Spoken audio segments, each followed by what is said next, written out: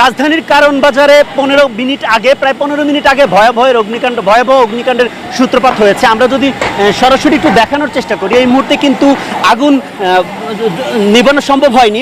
প্রায় 20 মিনিট যাবতই কিন্তু এই আগুন জ্বলছে। আমরা দেখতে পাচ্ছি ফায়ার সার্ভিসের বেশ কয়েকটি ইউনিট কিন্তু ইতিমধ্যে ঘটনাস্থলে এসেছে। আমরা দেখতে পাচ্ছি আশপাশ থেকে ফায়ার সার্ভিসের 4টি ইউনিট এসে কিন্তু যুক্ত হয়েছে এবং আগুন নিয়ন্ত্রণে আনবার চেষ্টা করছে। আমরা যদি একটু বলে রাখবার চেষ্টা করি, লাভিঞ্চি হোটেলের পাশেই যে আড়তটি রয়েছে সেই আড়তেই কিন্তু আগুনের সূত্রপাত হয়েছে। আগুনের সূত্রপাত হওয়ার পর কিন্তু ফায়ার সার্ভিসকে তাৎক্ষণিক তথ্য দেওয়া হয় এবং ফায়ার সার্ভিসের 4টি ইউনিট এসে কিন্তু আগুন নিয়ন্ত্রণ করবার চেষ্টা করছে। তবে সবচেয়ে বেশি ভোগান্তির যে